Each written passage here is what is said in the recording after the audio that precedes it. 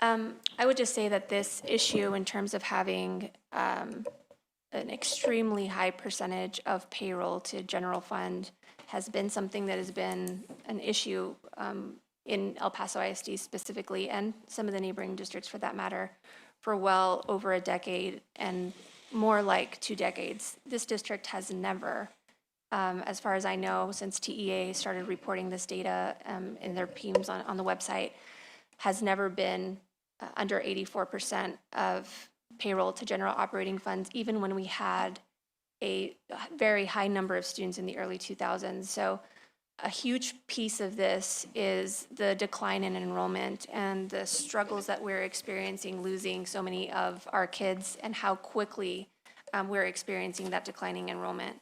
If we just look at last year, 1,800 students, 1,800 students enrollment, part of this is also the revenues that we're bringing into the district and how that factors in. So I just want to say that it's difficult to even make these decisions because every single person, I mean, it's just not, we've got to cut, half the body off. Every single person is a person and a family and a home that impacts student learning every single day. This is a person who has dedicated their time, talent, and care to the students that we serve. And so I think as a public school system, we're all regionally experiencing declining enrollment at a pace that really has become impossible to keep up with. Losing 1,800 students is a significant shift, but as our enrollment is declining, we're still expected to educate children at the same level. We're still expected to employ the same amount of people. We're still expected to meet the same federal and state mandates. And on top of that, we are asked to address social challenges in our community, including workforce development, children's mental health, child nutrition. And then you add the layer of the strain on our resources by charter schools, by vouchers, by the lack of funding, and we're left at this point where the well has dried out. And I think that's the issue that we're experiencing today. There's just simply no money left for us to continue at the pace with which we've been continuing in the face of the declining enrollment. I have some thoughts here. That simply isn't true. It's not true that there's no money left. That's not true that there's nowhere else to cut. I just fundamentally disagree with that premise. But regardless, Dr. Lusk, how long can we sustain an 87% payroll to general funds? Are you asking how long we can sustain that? Is that Yeah. correct? I don't think it's where we want to be, to answer your question. We want to continue to move in the direction, getting closer towards 85, 84. So, it's kind of like somebody who lives on a very challenged budget. I mean, you can only do it for so long, and you got to keep finding ways to move in the correct direction. And that's what I'm worried about. Some of my colleagues just got elected. I don't want this district to go from financial crisis to financial crisis. The fact is that the only reason we were able to sustain the budget this year is because previous boards had built up a really healthy fund balance, and some of those folks are still here today. But we were able to absorb it for a year, and I get it. That's what the rainy day fund is for. But it's dwindling. If we adopt option 2, it's at 40 days, and if we don't make the tough choices that we need to make, it's only a year or 2 more, and we're cooked. I have a question. To Trustee Call's point, hypothetically, if you wanted to get to a lower percentage, could you, hypothetically, don't get mad at me, cut all salaries across the board by a percentage? Would that help this issue or no? And I'm not, and I mean,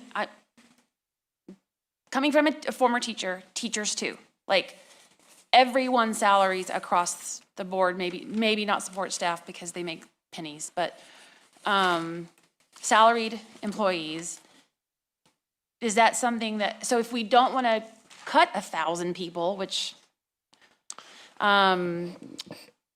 then would decreasing salaries for contracted employees and, or just that, across the district, would that be able, could people keep jobs and we wouldn't have to look at this again? And it would decrease our percentage? Does that make sense? Yeah, that's a really astute question, and I appreciate it. I mean, hypothetically, I'm sure that would get us a lot closer to where we want to be, but that's not what I'm even thinking. But are you suggesting that we cut 1,000 people? No, absolutely not. Absolutely not. But there's another option here. We have 9 campuses that are under 40% enrollment, including Lamar Elementary. That's in the mid-20s. I asked for an analysis from the administration as part of all of this, and by their own numbers, we can save another between 12 and 25 million by right-sizing the buildings in our district. Okay, but can we have that conversation at a different time? And we can't decide that today, right? You know what I mean? Like, I think we should maybe have a conversation, but not in this meeting. I think that's fair, but I at least want to have clarity about what the numbers are. I feel like they've given you some clarity, no? I can give a couple of numbers regarding Lamar Elementary, because I do hate that a school in a very disadvantaged area, who by all accounts is a well-performing school, continues to get this type of backlash. It is so unfair to those students, those children, those teachers. So I am gonna go ahead and say that our payroll costs, trustee call with the destination district redesign plan, actually increased. Our total expenditures with the destination district redesign plan actually increased. And we saved no money despite the fact that we closed 5 schools. It was not a plan that worked out. And the savings that were promised to the community were not realized as part of that plan. Lamar Elementary, regarding Lamar Elementary specifically, and let's kind of talk about revenue, because that's a huge piece of this puzzle. 51 students exited from Lamar Elementary, exited the district, were leavers from this district. The amount that actually equates to is, if you look at just the ADA alone, you can probably get to $6,000, so $300,000. If you're thinking about entitlements, state compensatory ed funds, because these are significantly disadvantaged, a significantly economically disadvantaged population, then you're looking at, in some cases, close to double that. So that's an increase in expenditures, an increase in payroll, a loss of revenue of $500,000 to $800,000, and an operating cost for the building of about $160,000. We lost money by announcing the closure of Lamar Elementary. I need this false narrative to continue to be repeated. We do not have people buying buildings in El Paso ISD. We've got developers continuing to build out in the outskirts of El Paso, taking our children to other areas of the community. We are not able to sustain our district because our enrollment is dropping at a pace that we cannot keep up with. Closing buildings and having them vacant in our neighborhoods is not enticing people to move in. And so repeating that, despite the fact that it did not pan out, is it's not appropriate for today's conversation, and it's just not true. It's just not the solution that we are looking for today, which is to pass a balanced budget. So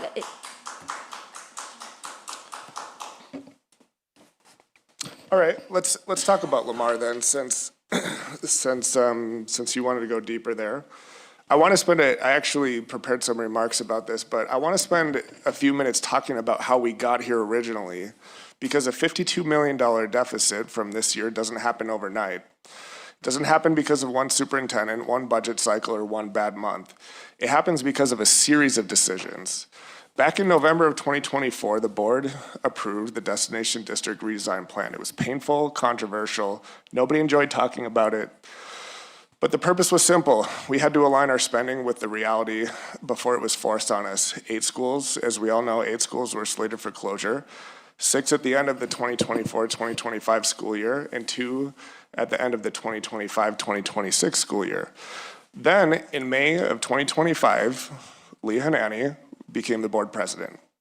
1 week later, she led the efforts to reopen Lamar Elementary despite repeated warnings from the district, from district staff that EPISD was facing a projected budget shortfall of over $30 million. At the time, I opposed the decision, not because I didn't care about the folks at Lamar or those families, but because the math didn't work. At the time, I warned in an op-ed in the El Paso Times that reopening Lamar was like throwing $3.2 million on a $31 million bonfire. I warned that you don't fix a sinking ship by drilling new holes. Unfortunately, those warnings proved closer to reality than I ever could have imagined. But there's another part of that story that people don't probably think about that really bothers me to this day. Think about it. In the spring of 2025, district staff were warning us about a $30 million budget deficit, north of $30 million. Then, just a few months later, after Lamar was reopened and the board parted ways with the previous superintendent, we were presented with a budget that showed a deficit of only $6 million. And to this day, I've never heard an explanation that fully explains how that happened. I know that a major part of it was some enrollment projections that didn't really work out like they were supposed to. I said on a number of occasions that I didn't think it was prudent to go with such aggressive enrollment projections because it didn't match the enrollment trends that I was seeing or that we were seeing. The budget also, to President Hanany's point, the budget also assumed savings from closures and DDR-related reductions that were supposed to happen but never fully materialized. Now, to be fair, I don't know why these assumptions were made, and I don't know whether people genuinely believed enrollment would rebound that quickly, and I don't know whether they believed difficult cuts could be postponed without consequences. But I also don't know whether some people understood that the new board president didn't want to be challenged on her decision to reopen Lamar Elementary. But I do know this. Deficits don't disappear. The difficult decisions don't disappear. Reality didn't disappear. The bill simply came due later, which is now. I think one of the most important questions this board, and especially Board President Leah Hanany, should ask themselves is this. Did we create an environment where people felt comfortable telling us the truth, the whole truth? Or did we create an environment where people felt the pressure to tell leadership what leadership wanted to hear? Because the difference between those two things appears to be about 46 million. And why does any of this matter? Because these aren't just numbers anymore, these are people. This reduction in force, it didn't have to be this way. There's hundreds of families right here in El Paso that are affected. These aren't positions on an organizational chart, they're diags, they're social workers, they're counselors, they're staff. And I think they deserve answers. I think they deserve to know how we went from warnings of a $30 million budget deficit in the spring of 2025 to a budget only showing a $6 million deficit shortly thereafter. Now back to a reality of a $52 million budget deficit today. I don't